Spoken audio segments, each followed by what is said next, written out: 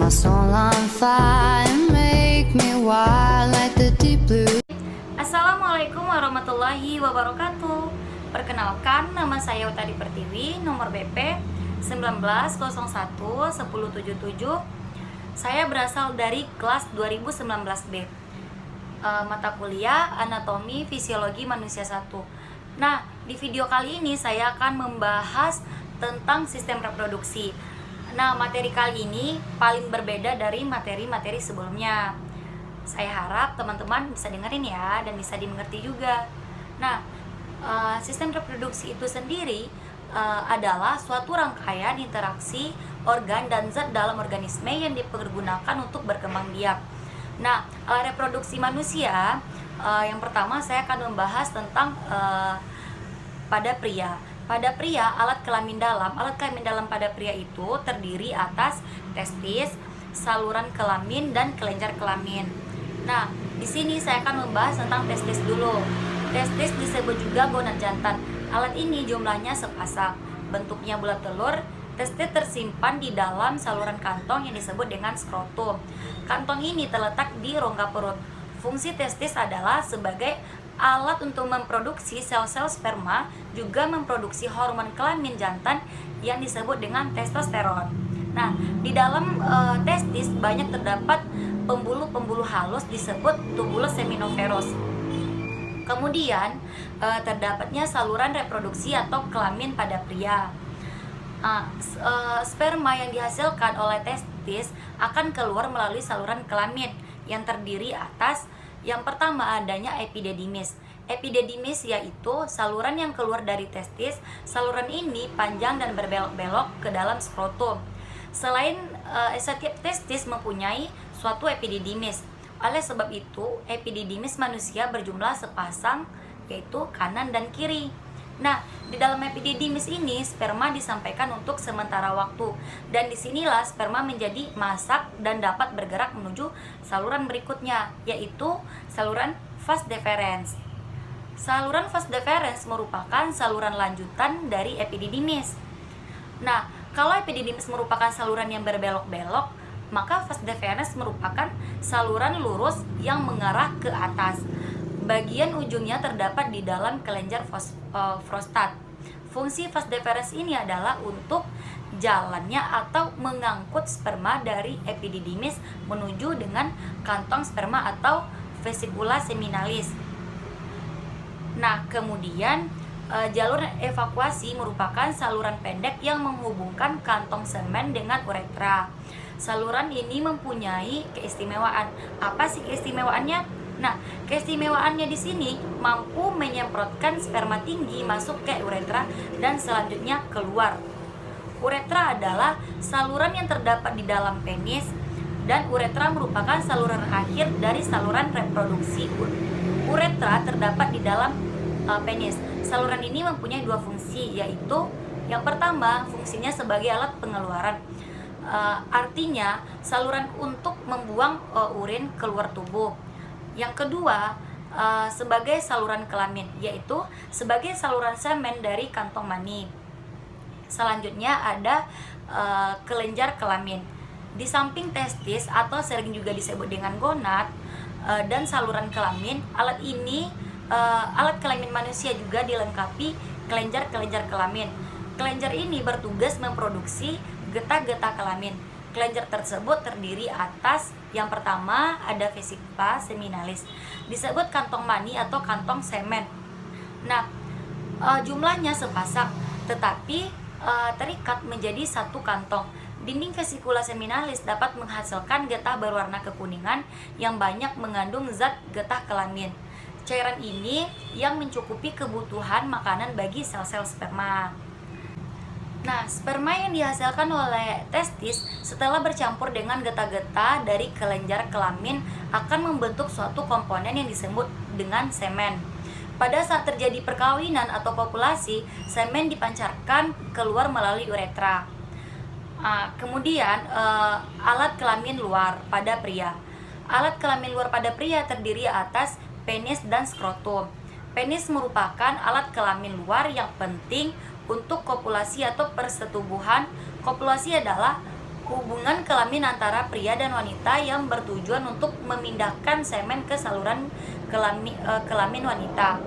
Di dalam penis terdapat uretra, yaitu suatu saluran yang dikelilingi oleh jaringan erektil yang rongganya banyak dan banyak mengandung pembuluh darah. Apabila karena sesuatu hal rongga ini berisi penuh oleh darah, maka penis akan tegang dan mengembang, disebut dengan ereksi. Nah, alat reproduksi pria mulai dapat berfungsi semenjak masa puber, yaitu lebih kurang dari 14 tahun sampai tua, selama manusia itu dalam keadaan sehat. Skrotum merupakan selaput pembungkus testis yang merupakan pelindung testis serta mengatur suhu yang sesuai bagi spermatozoa. Nah, setelah membahas tentang alat kelamin pada pria, saya di sini akan membahas tentang alat kelamin pada wanita. Alat kelamin pada wanita, yang pertama alat kelamin luar pada wanita. Alat kelamin luar pada wanita terdiri atas vulva, labium, saluran urin, dan saluran kelamin. Vulva yaitu suatu celah yang paling luar dari kelamin wanita. Dapat dibagi menjadi dua, yaitu yang pertama adanya labium mayor, merupakan sepasang bibir besar yang terletak di bagian luas dan membatasi vulva. Di depan labium mayor terdapat tonjolan kecil yang disebut dengan klitoris atau clendetit. Pada klitoris terdapat jaringan etikal ketika dapat bereaksi seperti hanya penis pada laki-laki.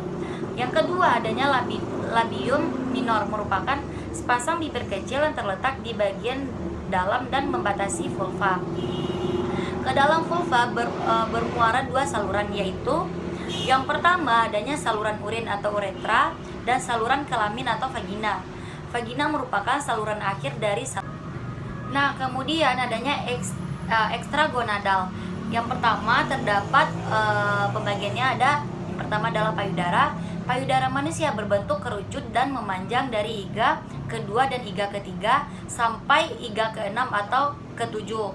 Payudara memiliki jaringan kelenjar yang terdiri atas 15 sampai 25 lobus, masing-masing bermuara di ductus ekrotus dan berakhir pada puting susu. Tiap dektus melebar ketika memasuki basis puting susu untuk membentuk sinus susu yang berfungsi sebagai reservoir susu selama masa menyusui. Tiap lobus terdiri dari 50 sampai 75 lobulus yang bermuara ke dalam suatu ductus erectriolus. Kedua, adanya kulit. Di berbagai area tertentu, tubuh kulit memiliki sensitivitas yang terlebih tinggi dan reservoir secara seksual. Misalnya, kulit dibagi bokong dan lipat paha dalam. Protein ini mengandung feromon atau sejenis metabolit steroid yang teranosit epiderma lemak yang berfungsi sebagai parfum daya tarik seksual. Promonen juga ditentukan di dalam urin, plasma, keringat, dan kelenjar air liur. Nah, kemudian faktor yang mempengaruhi proses fisiologis sistem reproduksi pada manusia. Banyak faktor yang mempengaruhi terhadap reproduksi manusia yang dapat dikelompokkan.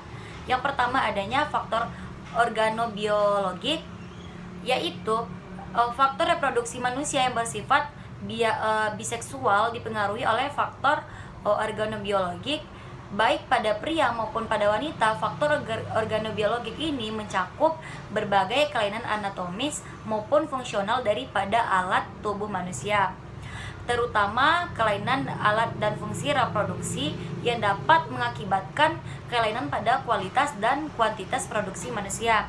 Yang kemudian dalam kelompok faktor organobiologi ini termasuk yang pertama adanya umur manusia. Diketahui bahwa puncak kesuburan umumnya berada pada usia sekitar 24 sampai 25 tahun. Fungsi reproduksi ini menurun setelah usia itu. Nah, kemudian faktor gizi. Yang ketiga adanya faktor penyakit infeksi seperti radang kelenjar, protis pada mulut atau gondongan, tuberkulosis, kencing manis, radang prostat, kusta, cacar, dan sebagainya. Yang keempat, adanya alergi dan gangguan imunologi. Yang kelima, gangguan metabolisme umum seperti kencing manis dan sebagainya.